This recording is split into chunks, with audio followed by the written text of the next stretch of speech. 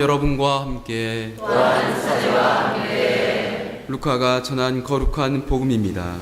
주님 영광 받으소서.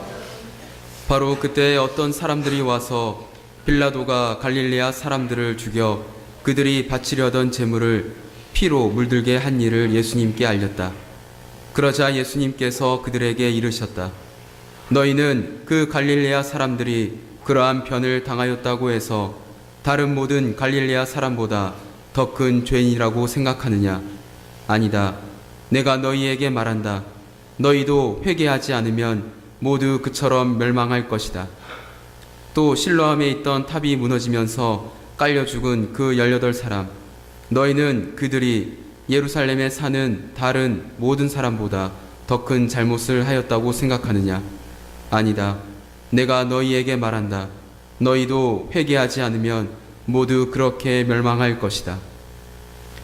예수님께서 이러한 비유를 말씀하셨다. 어떤 사람이 자기 포도밭에 무화과 나무 한 그루를 심어 놓았다.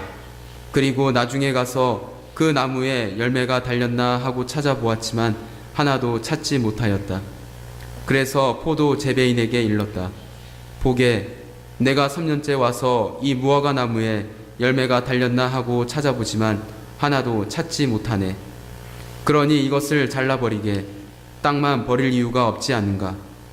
그러자 포도 재배인이 그에게 대답하였다. 주인님, 이 나무를 올해만 그냥 두시지요. 그동안에 제가 그 둘레를 파서 거름을 주겠습니다. 그러면 내년에는 열매를 맺겠지요. 그러지 않으면 잘라 버리십시오. 주님의 말씀입니다. 그리스도님 찬미합니다. 앉으십시오. 사랑합니다. 한 주간 잘 지내셨는지요? 네, 저는 주임시부님이 안 계셔서 한 주간 좌불난석이었습니다. 그래서 어떤 일이 벌어질지 매 순간마다 긴장되고 떨리고 했었는데요.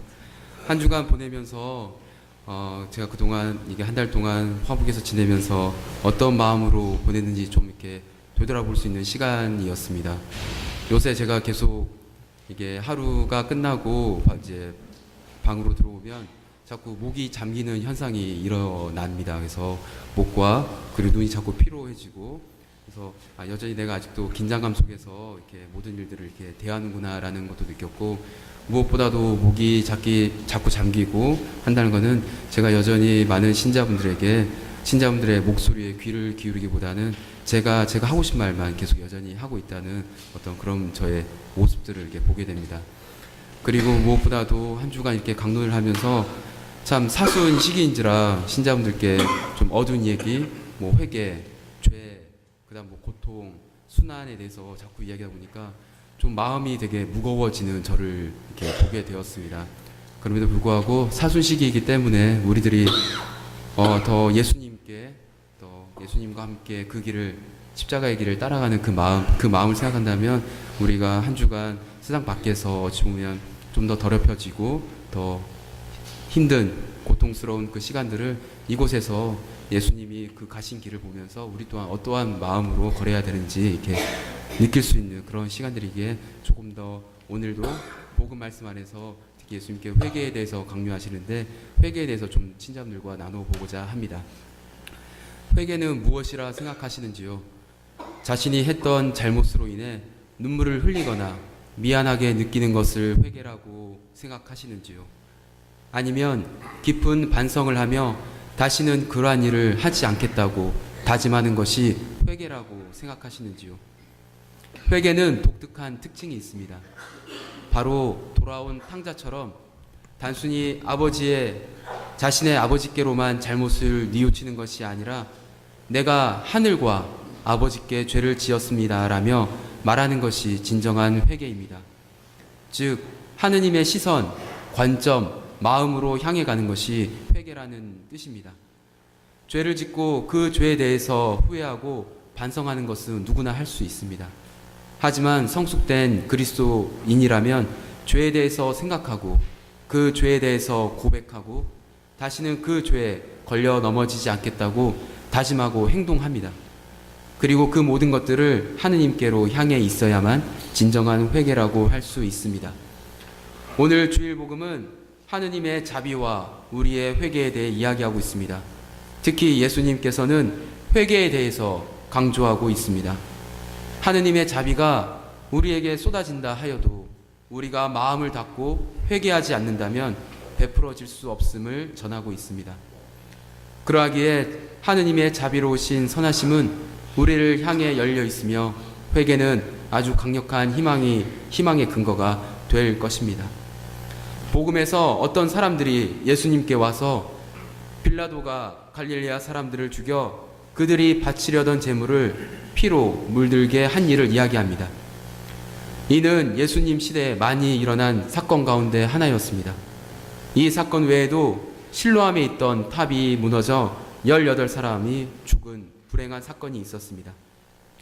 사람들은 그 사건들로 인하여 희생된 사람들은 하느님의 벌로 해석하며 자신들은 의롭기 때문에 그 사건으로부터 살아났다고 생각했습니다. 즉, 죽은 사람들은 죄가 있어서 처벌을 받았지만 우리는 죄가 없어서 처벌받지 않을 것이다 라며 자신들을 합리화시키며 회개하지 않을 구실로 삼았습니다. 그러나 예수님은 이렇게 회개하지 않으려는 이들에게 착각이라고 말씀하십니다. 너희는 그 갈릴레아 사람들이 그러한 변을 당하였다 해서 다른 모든 갈릴레아 사람보다 더 큰 죄인이라고 생각하느냐? 아니다. 내가 너희에게 말한다. 너희도 회개하지 않으면 모두 그처럼 멸망할 것이다. 이처럼 회개의 필요성을 강조하시는 것은 당신의 자비로운 사랑 때문이었습니다. 오늘 제1독서와 제2독서도 같은 맥락에서 회개에 대해서 설명하고 있습니다. 제1독서에는 이집트를 빠져나온 후 미디안으로 피신하여 목자가 된 모세를 소개하고 있습니다. 그리고 모세가 타고 있지만 타서 없어지지 않는 떨기나무를 보게 됩니다. 모세는 이 놀라운 광경을 보기 위해 가까이 가려 하지만 하느님께서는 그를 제지하시며 가까이 오지 말라고 하십니다. 그리고 모세에게 당신 자신을 아브라함의 하느님, 이삭의 하느님, 야곱의 하느님이라고 소개하십니다. 이는 하느님께서 다른 어떤 신들보다 우리들과 인격적 관계를 맺으시고자 하는 하느님임을 선포하고 있는 것입니다. 그리고 당신의 자비를 드러내십니다. 나는 이집트에 있는 내 백성이 겪는 고난을 똑똑히 보았고 작업 감독들 때문에 울부짖는 그들의 소리를 들었다. 정녕 나는 그들의 고통을 알고 있다. 이는 하느님께서 인간의 고통을 모른 채 하지 않으신다는 것을 보여주십니다. 오히려 그 고통에 지극한 관심을 기울이고 있습니다. 그리고 그러한 하느님의 관심은 수동적인 것이 아닌 행동으로 옮겨지고 있습니다. 그래서 그분께서는 내가 그들을 이집트인들의 손에서 구하여 그 땅에서 저 좋고 넓은 땅, 젖과 꿀이 흐르는 땅으로 데리고 올라가려고 내려왔다고 말씀하십니다. 이처럼 하느님께서는 우리와 인격적 관계를 맺으시고 우리의 고통을 외면하지 않으신다는 것을 보여주고 계십니다. 그러하기에 이스라엘 백성들도 현재를 살아가는 우리들도 이러한 하느님의 자비에 회개로서 일치를 이루어야 합니다. 왜냐하면 우리들이 하느님의 자비의 마음의 문을 닫는다면 하느님께서는 사람들의 자유를 존중하시어 우리들에게 개입하지 않기 때문입니다. 우리는 현실 안에서 끔찍한 사건들을 마주하게 됩니다. 예전에 일어난 일들이지만 삼풍백화점, 성수대교, 대구 지하철, 그리고 최근에 일어난 세월호 사건 등을 보면서 그러한 사건 한복판에 내가 없었음을 감사하게 됩니다. 그리고 그런 사건들이 일어난 사회 시스템에 대해서 불평, 불만을 토로하곤 합니다. 하지만 이러한 사건들은 결국 신의 뜻이 아닌 인재였다는 것을 우리는 잘 알고 있습니다. 하지만 더욱 놀라운 것은 이러한 사건들이 사람들의 손에서 일어난 일임을 잘 알고 있으면서도 회개하려 하지 않는다는 것입니다. 오히려 그 누구도 책임을 지지 않으려 한다거나 어떠한 이들은 무관심, 침묵으로 외면하기도 합니다. 그래서 오늘 복음에 등장하는 사람들처럼 자신들은 죽음의 사건에서 벗어났다는 것에만 신경을 쓰며 그들의 죽음은 마땅하다고 생각하며 애써 그 사건들에서 관심을 두지 않으려고 합니다. 하느님께서는 어쩌면 우리에게 살 수 있는 생명의 시간을 더 허락하고 연장하시는 이유는 바로 회개의 때를 기다리고 계시기 때문입니다. 너희도 회개하지 않으면 모두 그처럼 멸망할 것이다 라고 하시며 비유 하나를 말씀하십니다. 어떤 사람이 자기 포도밭에 무화과 나무 한 그루를 심어 놓았다. 그리고 나중에 가서 그 나무에 열매가 달렸나 찾아보았지만 하나도 찾지 못하였다. 예수님의 이 말씀은 무화과 나무에 열리는 열매, 바로 회개의 열매에 대해서 말씀하고 계십니다. 그러하기에 하느님은 회개를 기다리시며 회개의 열매가 맺힐 가능성이 보이지 않는다면 우리 또한 잘려나가는 무화과 나무 처지가 될 것이라고 설명하고 있습니다. 그리고 그 기간이 얼마 남지 않았다는 것을 포도 재배인의 대답을 통해서 알 수 있습니다. 주인님, 이 나무를 올해만 그냥 두시지요. 그동안에 제가 그 둘레를 파서 거름을 주겠습니다.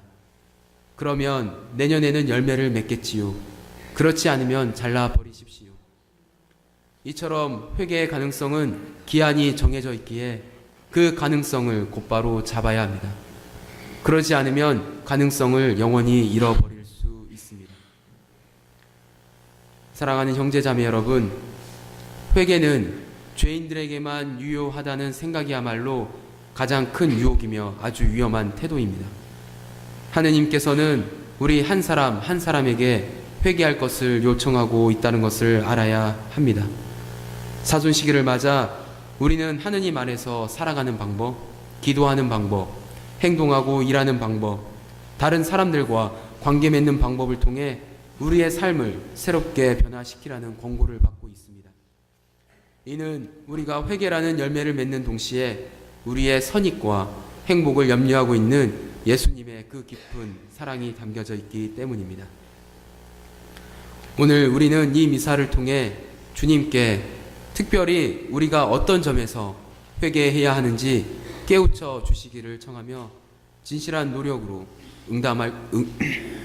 응답할 것을 다짐하며 잠시 묵상하겠습니다.